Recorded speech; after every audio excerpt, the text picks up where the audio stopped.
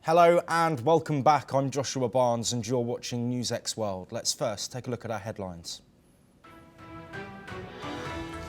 Kyiv and other Ukrainian cities have been under a bombardment overnight, with several injuries reported by local officials and 2 deaths so far.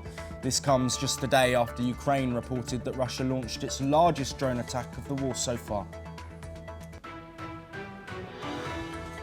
Meanwhile, Ukrainian President Volodymyr Zelensky has met with US envoy Keith Kellogg in Rome discussing weapons and potential Russian sanctions. It comes as US officials confirmed that artillery shells and missiles are being sent to Ukraine.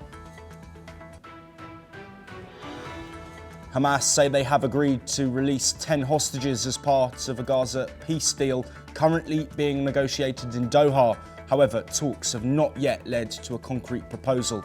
Israeli Prime Minister Benjamin Netanyahu says the US and Israel have a common goal as strikes in Gaza reportedly kill dozens. Former South Korean President Yoon Suk-yeol has been arrested for a second time over his short-lived imposition of martial law back in December. The arrest was ordered by court, citing fears Yoon could seek to destroy evidence. US President Donald Trump has announced a reciprocal tariff set to be imposed on Brazil, going from 10% to 50%. Trump's tariff order, effective on August the 1st, comes in the form of a letter to President Lula, where he's also slammed what he called a witch hunt trial of former President Jair Bolsonaro. US Secretary of State Marco Rubio is set to meet with Southeast Asian counterparts at an ASEAN Foreign Minister meeting in Kuala Lumpur. Rubio is also set for talks with Russian Foreign Minister Sergei Lavrov amid continued Ukraine tensions. The US Embassy says that the Yemen-based Houthis have kidnapped mariners from a ship that they attacked in the Red Sea. 15 people remain missing, with 4 deaths reported after continued attacks from the Iran-backed group. The United Kingdom and France are set to coordinate nuclear deterrence against potential European threats as the 2 countries pledge nuclear cooperation. French President Emmanuel Macron is wrapping up his state visit with this defence pact. We start this hour in Europe, and Russia has launched another deadly strike on Kyiv, killing 2 people and injuring at least 13 so far. The city's military administration confirmed the casualties on Thursday morning following earlier warnings of incoming missiles. Air raid sirens sounded throughout the night as drones and missiles struck residential areas. Kyiv's air defence systems engaged to repel the assault, but falling debris sparked multiple fires. Authorities have urged residents to stay in shelters and avoid filming these strikes. This marks the 2nd consecutive night of intense bombardment in the capital. While joining us to discuss these developments, Glenn Grant, an ex-advisor to the Ukrainian Defence Minister, who's joining us from Riga, Latvia. As always, Glenn, thank you ever so much for being here. Thank you. Yeah, absolutely. We will come on to more diplomatic developments, but of course further strikes after Ukraine reported a record number of drones since the start of the war, targeting multiple areas in Ukraine. Another bombardment overnight, deaths reported, potential for that toll to increase. What's the significance of Russia's intensifying strikes, but also on cities and civilian areas seemingly?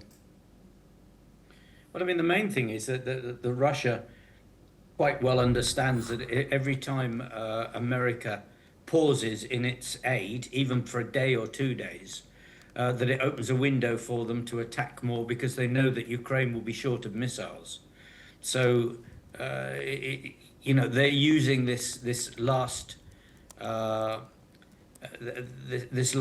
stop of handing over weapons by Hegseth as an opportunity, and will keep doing so until they understand that Ukraine has got some strength back. But I hear that actually although Trump said more missiles, that it's actually probably only a small percentage of that which is needed are likely to arrive.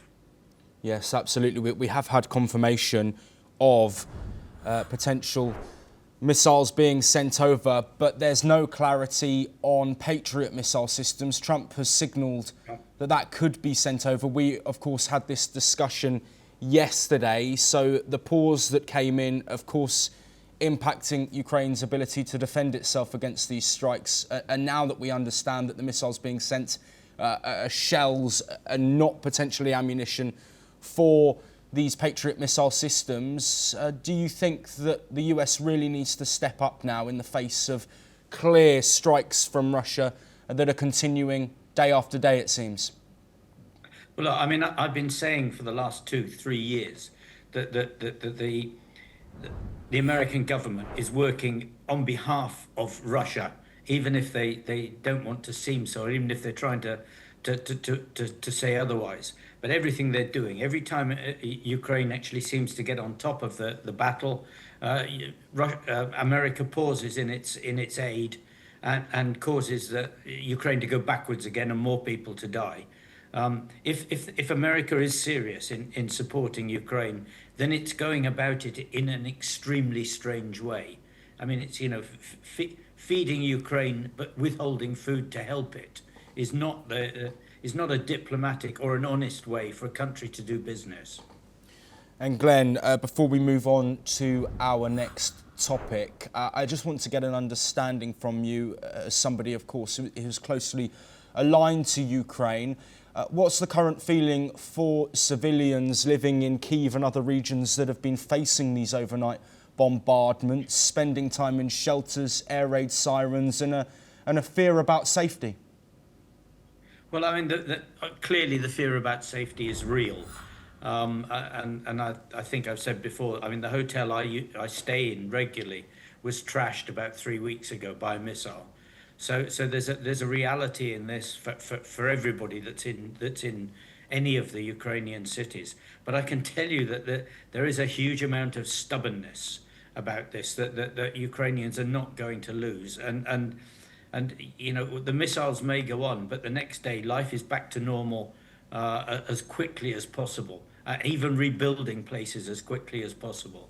So I don't think that the Putin idea of trying to break the Ukrainian people is going to work at all. In fact, if anything, it's having a reverse effect, and it's actually driving society to find even more and better ways to face up to Russia. Yes, Glenn, if you stay with us, we're now going to move in Europe now. And EU Chief Ursula von der Leyen faces a no-confidence vote in the European Parliament today. The challenge, led by far-right Romanian lawmaker Georgi Popera, accuses her of lacking transparency over COVID vaccine deals. Von der Leyen called the move a conspiracy-laden attempt to divide Europe. She warned that Europe must stay united amid global challenges. Despite grievances from left and centrist groups, the motion is unlikely to pass. Major parties, including the EPP and Socialists, have rejected the bid to oust her.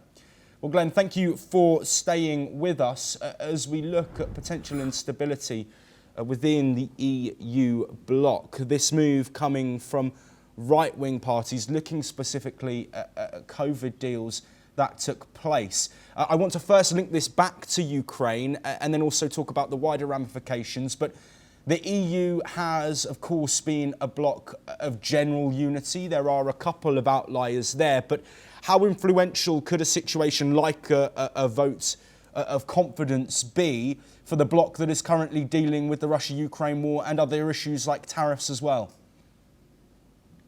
Okay, I mean, these things at the moment are particularly dangerous. I mean, from the beginning, one of Russia's aims has been to break up the European Union, and Brexit and getting UK out of the European Union was a fundamental part of that. And Brexit came from Russian money. So I think that what you're looking at here is either more Russian pressure on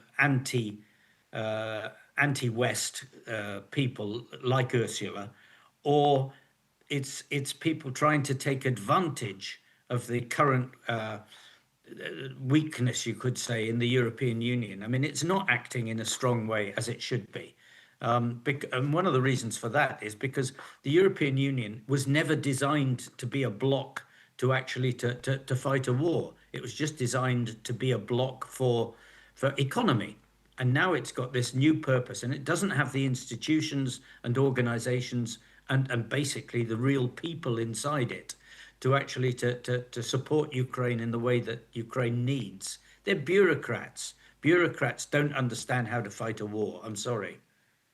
And then let's now look at the actual motion itself, Glenn. Of course, a lot has been said around COVID vaccine deals, about PPE deals. Of course, in the United Kingdom, it was a huge scandal with billions of pounds spent globally on trying to protect communities and countries against, at a time, an unknown virus. Do you think that this issue is a snapshot into a potential lack of transparency over such deals? And do you think more should be done in future situations where there is an urgent response like the COVID-19 pandemic to make sure that these things are out in the open, public knowledge, and potentially available for everyone to see? Yeah, you're absolutely right about the transparency part, and you know, but when we jump back to what happened at COVID, I mean, it was cruel and vicious when it happened, and people were running around doing things as quickly as they could, and I'm absolutely sure that at the time that people were actually trying to do things, the honest people were not thinking about transparency. They were thinking about getting COVID vaccines out to the world as quickly as possible. I had 3, by the way, and they were doing this as best as they could. But of course, there were people using this opportunity to make money illegally, and there are honest attempts to go back and actually check who was making money fraudulently out of this. But I think that at the moment that this is being used as a red herring to try and actually to break up the unity of the EU, especially in its support of Ukraine. So this is a bit of a challenge, and Van Leyden has actually got to look at this and understand that failure in transparency and do something about it. Glenn Grant, as always, thank you ever so much for being here and discussing these extremely important topics that are covering Europe. We do move on now, though, and we head over to South Korea, where former President Yoon Suk-yeol has been taken back into custody. This comes after a Seoul court approved a detention warrant in connection with a widening investigation into Yoon's controversial attempt to declare martial law late last year. The Seoul Central District Court granted the warrant at the request of the Special Counsel's office, citing concerns that Yoon could tamper with evidence. The court's decision marks a significant step forward in the investigation into allegations of abuse of power and obstruction of justice by the former Conservative leader. Yoon had previously held for 52 days before being released on procedural grounds for 4 months. Well, joining us to discuss this latest development, Dr. Sanjay Kumar, a journalist at the Korea Herald, joining us from Seoul, South Korea. Thank you very much, Dr. Kumar, for being here with us. Can I just get your first initial reaction to the news this morning that Yoon has once again been detained and will spend time in jail? It was in big news yesterday and today. Yesterday, although the Trump tariff was the focus in the media and the political circles, but today Yoon is once again in the center, and of course not for good reasons, for this failed martial law that he was trying to impose. So it's very rocky for him in simple way, because he got away today by not appearing for the trials, but he will have to appear in coming days, and once the trials start, you know, things are going to be in a very, it may go to a very wrong direction. Two military personals also had been called to testify what exactly happened, and many things are being investigated so far. And if you asked me what is there in the political as well as the common people circles here, people are thinking that once he is indicted in other charges too, he may not once again come back to society, which means like he will not be only detained, but he will be convicted, and he can be even uh, he can be in trouble, and he will be imprisoned, if we say very simply. Yeah. And Dr. Kumar, let's look at the political situation currently in South Korea. We know, of course, this martial law declaration of just a few hours caused huge political chaos. But is there still rumblings? Is there still an underbelly of division in South Korea, given the way that the political spectrum has been changed following that imposition? Well, because of this incident, opposition as well as the ruling party right now, they have supported the bills to make not pardon to many politicians or anybody who is disturbing the constitutional order. So in that case, in that sense, Yoon is not going to come back once he goes into those legal procedures, especially the trials and indictments. So that is one part.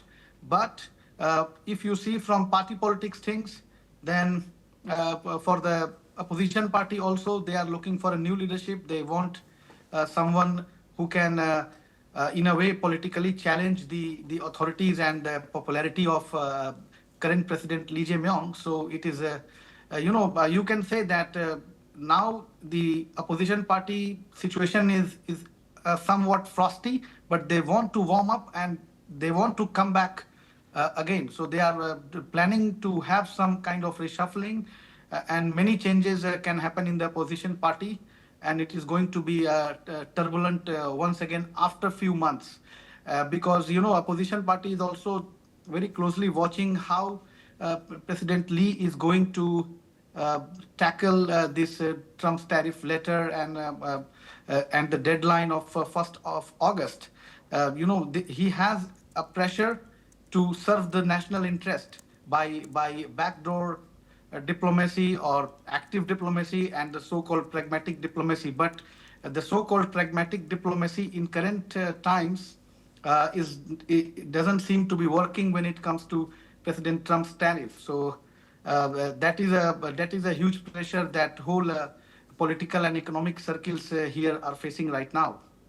Yes, and Dr. Kumar, now looking forward, Yoon has been detained once again, standing in a solitary cell as he was previously. What are the next steps of this process? And can you detail for us in a little bit more in-depth sort of look what the next step will be and how these trials over the martial law imposition will play out? Well, this is not the first time that he has been detained. He was detained in January also, but he was released in March. But that time, we should not forget that he was in presidential office, but now he's out of this presidential office. And more trials are going to come as well. There are trials pending for his wife as well, the former first woman, like first. Yeah. So this is you can see in a very complicated way that these legal complications are going to come to Yoon, and he is going to face more trials, because not only the martial law imposition allegations are there. There are allegations of tampering and destroying the evidences, as well as the disturbing the constitutional order and ordering people and not informing the cabinet ministers by taking them into confidence. So things are not just going in one direction. It is moving in different directions, and all those directions are going to be taken into consideration when other trials are going to be done. So he is going to face many trials, and once trials start, once he is indicted, chances are very slim that he would be coming out from the imprisonment. Yeah, and there was in discussion here that there are like lifetime imprisonment chances. So and bills have been passed by opposition and like bills have been brought by opposition and the ruling party also. And Lee Jae-myung, he looks very firm when it comes to take action on these legal aspects. Yes. So all these we are going to see like trials, so many trials of different nature involving this whole cases, and we will have to wait, but we will have to wait a couple of weeks, and what I am saying you will see like coming it as true. But it's a good, it's not, of course, not a good time for Yoon Suk-yeol right now. Yes, Dr. Kumar, thank you ever so much for joining us. We will, of course, continue to monitor the situation while Yoon is detained and any further trial that is coming up. We do head back to Europe, though, now, and the UK and France are all set to sign a new declaration. The two will declare that the nation's nuclear deterrents, while independent, can be coordinated and that they will jointly respond to any extreme threat to Europe. French President Emmanuel Macron will sign the agreement today as he wraps up his three-day state visit to the UK with a bilateral summit where the allies will reboot defence ties with a focus on joint missile development and nuclear cooperation.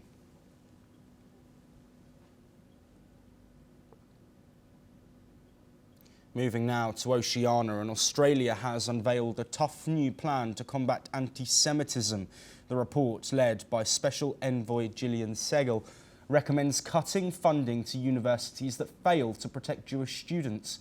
Visa applicants and non-citizens could be screened for extremist views.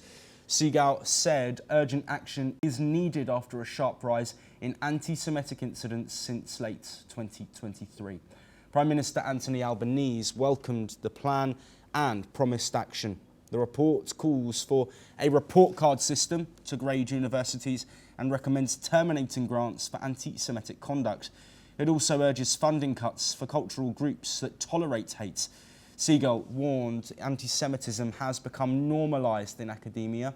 The plan calls for stronger policing, tougher online monitoring and immigration measures. Non-citizens involved in anti-Semitism may face deportation. The report follows a synagogue arson attack in Melbourne. The government says some measures could be implemented quickly, while others will need long-term efforts. Well, joining us to discuss this update that we have had from Australia, Jitat Jai Bardwaj, the Managing Director of the Australian Today, who's joining us from Melbourne. Jitat, thank you ever so much for being here with us. Let's first look at this news that we have broken. What's your initial thoughts on these statements and their potential ramifications? See, we were waiting for it. 300% rise in last year or so in anti-Semitism in Australia. Synagogues being firebombed, restaurant owned by Jewish people being attacked. If Jewish students are unable to go to their schools without protection and guards, then the situation is really terrible in Australia. And this plan probably will address those issues and try to curtail the menace of anti-Semitism here in our country. And the Prime Minister Albanese have carefully chosen his words. However, other quarters have welcomed this plan. Universities Australia CEO has told us that yes, this is a welcome plan, and their 43 member universities will be deliberating over it, how to implement it, and what else they can do to support Jewish students to feel safe in universities. However, universities is one part of the problem here in Australia. the media is also to be blamed. Unlike other parts of the world, we are very tolerant and we kind of try to accommodate as much views as possible. However, in doing so, in last year or so, almost 2 years, we have given vent to the views which are to be considered hateful in the lieu of freedom of speech. We have done that. It should be curbed, and especially the public broadcasters here in Australia have to change their ways. That's what I can say. I can also tell you that there will be a crackdown on people who are applying visas to Australia. Even if you have arrived in Australia and you have anti-Semitic views, you are portraying them in social media, you will be immediately deported. That's what the plan says. How much it will be implemented, it will be known in next coming weeks and days. Yes, absolutely. Jitard, I want to look at this plan. Do you think it could cause divisions within Australian politics with some supporters and potentially some who don't support it? See, the view of present government is very balanced. Prime Minister Albanese has outlined very carefully that, our view is to support two-nation theory in Middle East. Hamas is a terrorist organization. If anybody supports the views of Hamas, should be treated as such. However, the Arabic Muslim community in Australia is more than welcome. They are part of us. Nobody should be pointing any finger towards them. At the same breath, Prime Minister also said that Jewish community should not feel alienated or targeted while we are doing the same. On the other side, the opposition party, Susan Ley, has come out and said that Prime Minister has to show some leadership on this issue. The division in community has been going on since long, and right now we are just responding day to day attacks on either of the community, which should not be the case. The case should be there should be a firm plan which we should work to deal with a multicultural society like Australia. Yes, and Jitard, we are running shorter on time, but very briefly, this proposal is very similar to what Donald Trump was looking at in the United States. That, of course, had critics, certain institutions talking about free speech. Do you think a wider, not conflict maybe, but a wider dispute between universities and the government could come about, like we've seen in America, if this plan is enacted? See, it's very difficult to say at this point in time what kind of conflicts emerge after seeing this plan in full. But as of now, the Universities Australia, the group of 43 universities in Australia, has welcomed this plan. Let's see how they will implement, how much they will be able to implement. But yes, some questions will be definitely raised on the lines you are saying. Jitard Jai Bardwaj, thank you ever so much for taking the time to speak with us today. We now move over to North America, and the July 4th devastating flash flooding in the US central state of Texas has now claimed at least 119 lives, with the death toll widely expected to rise further, this according to local authorities. Kirk County Sheriff Larry Later has confirmed that at least 161 people still remain missing in the hardest hit county, including 5 girls and a counsellor from an all-girls summer camp along the Guadalupe River. Well, this update, of course, comes after torrential rain led to the Guadalupe River overflowing, rising substantially and leading to devastating flash flooding. Questions now also being asked about what could have been done to prevent this situation being as devastating as it was. Joining us is Thomas Porteous, anchor and correspondent, joining us live from the newsroom in New Delhi.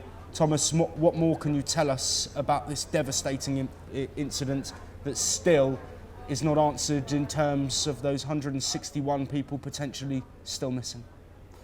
Of course, Joshua, tragedy continues in the southern US state of Texas as the death toll climbed to at least 120 now, with many feared dead after, as you've said, over 160 people are still feared missing as rescue efforts continue in the region. 47 children, at least in this tragedy, have been confirmed dead, most of which from this Camp Mystic girls camp in Kerr County, which is the area which was most severely hit.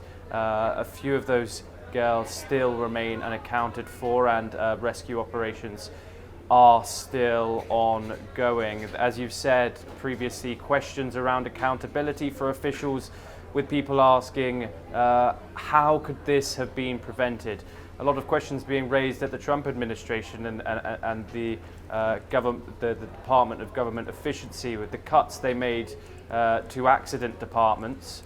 Donald Trump said there's a possibility of him actually visiting Texas tomorrow, but obviously a lot going on in the geopolitical world.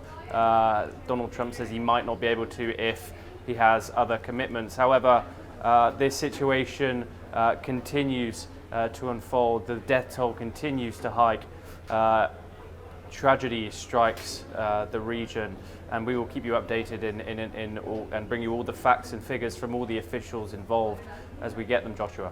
Yes, thank you, Thomas, for that information. Of course, a devastating situation with hope diminishing for those who are still missing. But we will bring you all of those updates as search and rescue efforts continue. We stay now in North America and the United States, specifically in Wilmington, Los Angeles, where the LA mayor has met the 31 workers who were rescued after a tunnel collapse at a construction site on Wednesday night. The Los Angeles Fire Department confirmed that all workers were extracted without injury. The incident occurred during the Clearwater Project, a new tunnel construction designed to carry treated wastewater from the Joint Water Pollution Control Plant to the ocean. According to LAFD officials, the workers were able to make their way over a pile of loose soil before being shuttled out by a tunnel vehicle. The rescue operation involved more than 100 personnel, including search and rescue teams trained for confined space rescues. The workers were evaluated on site by paramedics, and thankfully none were seriously injured. The project, which aims to replace outdated tunnels, is located approximately 6 miles south of the plant. Well, once again, Thomas Porteous joining us from the newsroom. A potential situation here, Thomas, that could have escalated with dozens of people trapped, but thankfully they have all been rescued. What more can you tell us about this potential disaster that seems to have been solved? Well, as you've said, potential here for catastrophic effects. However, 31 people all got out safely from this situation. No serious injuries as well, so very, very much positive in that regard. It took about 100 first responders about an hour to get all the individuals out of the situation. The tunnel was around 6 miles from access, which took obviously rigorous attempts from first responders to get these workers out of this tunnel. A very scary situation that could have been much worse. However, Mayor Karen Bass has now all congratulated the rescued individuals as heroes, along with the first responders who rescued them, and luckily all these people managed to get home to their families with no serious injuries reported. Thomas Porteous, thank you for that insight. We now do bring you some breaking news back in Europe. We reported on those strikes from Russia impacting Ukraine. And now Ukrainian President Volodymyr Zelensky has released a statement saying that Russia launched over 18 missiles and around 400 drones during an overnight attack. While speaking on the latest strike, Zelensky also said that he will be discussing more financing for drone interceptors and air defences with partners, the Coalition of the Willing, later today. Just to provide some context, if you are just joining us, Ukraine reported that yesterday overnight strikes had been at record high numbers, over 700 drones and around a dozen missiles fired in another reported overnight strike on Ukraine. This coming last night, around 400 drones, a huge attack, of course, that has been reported by Ukraine. Thomas Porteous, thank you for joining us for this breaking news update. Can you provide some context on these strikes, their intensification, and also potential support for Ukraine in the face of what seems to be a developing situation in the air and on the ground?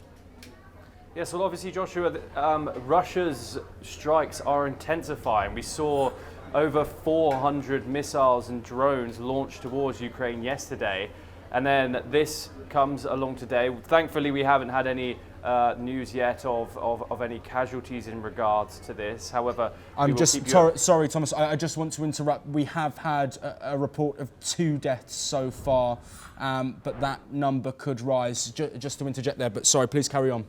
My apologies, but the reason why this is so important is it comes as the US says it's resumed military support for Ukraine. We're unsure whether how much the Ukraine intelligence or the US intelligence or the US new air defences helped in this regard. However, this is a substantial attack, and that we know that given the amount of drones, given the that were launched over from Ukraine, over from Russia to Ukraine, the news is that 2 people have unfortunately lost their lives, but the US's resumed military support will have been substantial in this attack.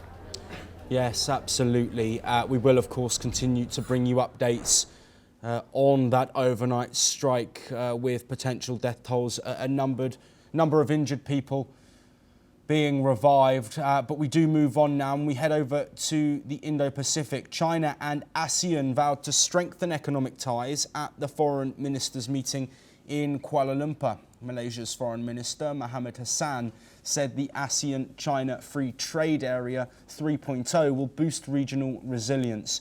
China's Wang Yi called for global unity and a fair multipolar order. Both sides stressed peace in the South China Sea and defended rules-based trade. The talks come amid US tariff pressure and shifting supply chains across Southeast Asia. Let's have a look at what the Malaysian and Chinese foreign ministers have said. The fragility of global peace is becoming more apparent by the day. This demands that we double our efforts towards ensuring that peace and stability in our region are maintained. We must therefore ensure that geopolitical tensions do not escalate or threaten to undermine security and global trade in the South China Sea. Towards this end, ASEAN calls on all parties to manage the situation in the South China Sea with wisdom and prudence. ASEAN welcomes the progress on the Code of Conduct in the South China Sea and hopes for continued positive momentum. 在世界动荡变革的重要时刻，面对团结还是分裂，和平还是冲突，合作还是对抗的时代之问，我们需要以史为鉴，积极倡导平等有序的世界逻辑化、普惠包容的经济全球化，推动国际秩序朝着更加公正合理的方向发展。 Well, joining us on the programme to discuss these comments and the upcoming ASEAN Foreign Minister meetings is Dr. Satoru Nagao, Fellow at the Hudson Institute, joining us live from Tokyo, Japan. Dr. Nagao, thank you, as always, for joining us. Let's first look at the statements that we've just listened to, talking about stability and lack of it currently worldwide. Also looking trade and a situation that has led to instability in global economics. What do you think that the key points of these messages are, and how do you think that will play out at this ASEAN summit, where we know US Secretary of State Marco Rubio will be present, with the US, of course, involved with tariff action, but also directly involved in many of the conflicts, whether that's through support or allying nations through military action or supplies? Currently, because of President Trump's U.S. policy, global trade rule is changing. In the past, global trade is global free trade, but now the imposing sanction for national interest is a common way. And based on the bilateral negotiation to deal is a common way, because the United States want to change the rule. Under the current global free trade rule, China is catching up to the United States. So United States want to change the rule itself. That is the reason they want to change. But if each country try to demand their national interest in the negotiation, big size country has the advantage because they have the many cards to deal. So that's why the ASEAN should be integrated their economy as a big size economy. So that's why such kind of remark has came from the ASEAN side. But at the same time, reality is different in the ASEAN because some countries are pro-US, some countries are pro-China, and some countries try to be independent. So there are a variety of opinions inside. In case of Vietnam, Vietnam has already concluded the tariff-related negotiation with the United States. And some countries try to concede, and because maintaining the good cordial relation with the United States. But at the same time, some countries, including Malaysia, want to maintain the very good relation with China. So indeed, ASEAN itself is divided. That is the problem and weak point of ASEAN and the reality indeed. So they try to integrate effort. That is a logical thing, but as a reality, this is also the tough job for ASEAN. But that is current situation, I believe. Yes, Dr. Nagao, we are unfortunately out of time, but thank you ever so much for joining us. We will, of course, continue to bring you all the developments from the ASEAN Foreign Ministers meeting and all the wider ramifications amid instability, specifically over trade, but also with ongoing conflicts. We move on now, though, and Indonesian President Prabowo Subianto and Brazilian President Lula da Silva have held a bilateral meeting in Brasilia. The two leaders have agreed to collaborate on developing missile technology and submarine systems. During a bilateral meeting in Brasilia, the two leaders also committed to expanding cooperation in various sectors, including the economy, trade, agriculture, education, and the defence industry. President Prabowo noted that the Indonesian armed forces already operate a substantial amount of Brazilian-made defence equipment.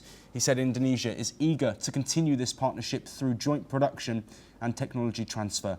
He also announced that Indonesia will soon implement the Indonesia-Brazil Defence Cooperation Agreement, which was ratified into law on September the 30th, 2024.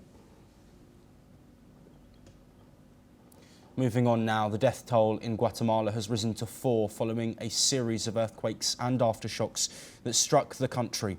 Authorities confirmed the recovery of a woman's body buried by debris south of the capital, along with her dog. A 13-year-old boy was also found dead in an area called the Zacatepeques department, while 2 men were killed by falling rocks in Escuintla while travelling in a truck. Since Tuesday afternoon, more than 150 tremors, ranging from magnitudes of 3.0 to 5.7, have rattled the country. The quakes caused significant damage, with roads blocked by landslides and buildings collapsing. In the southern town of Palin, residents were forced to spend the night in makeshift camps after their homes were destroyed. Families in affected areas continue to seek shelter outdoors as aftershocks persist. President Bernardo Arevalo has expressed his condolences to the victims' families and is visiting the area near the epicentre. Emergency teams are on the ground working to recover bodies and assess the full scale of the damage.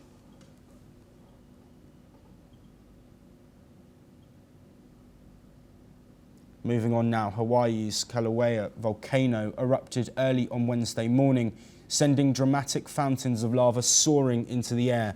The eruption began at around 4:10 a.m. local time, with initial lava fountains reaching up to 150 feet. Within hours, the eruption intensified, with lava shooting up to 1,200 feet. The explosive event lasted for approximately 9 hours before the eruption paused abruptly. According to the Hawaii Volcano Observatory, no significant damage has been reported, but the lava flow continues to be closely monitored.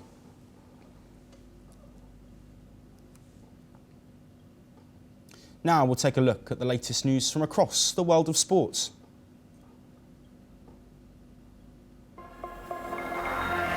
Wales have made 4 key changes ahead of their second rugby test against Japan on the 12th of June in Kobe as they fight to break a record 18-match losing streak.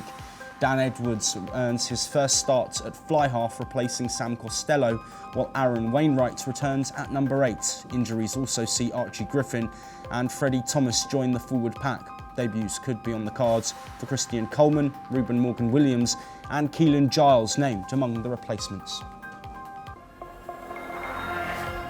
To tennis now, and world number 1 Jannik Sinner and tennis legend Novak Djokovic are set for a blockbuster semi-final clash at Wimbledon on the 11th of July. Djokovic advanced after defeating Italy's Flavio Cobolli in 4 sets, marking his record 14th semi-final at the All England club. The 38-year-old Serb is chasing a historic 25th Grand Slam and a record equalling 8th Wimbledon title. But standing in his way are 2 fierce challengers, Sinner in the semis and a possible final against Carlos Alcaraz, who has beaten Djokovic in the last 2 Wimbledon finals.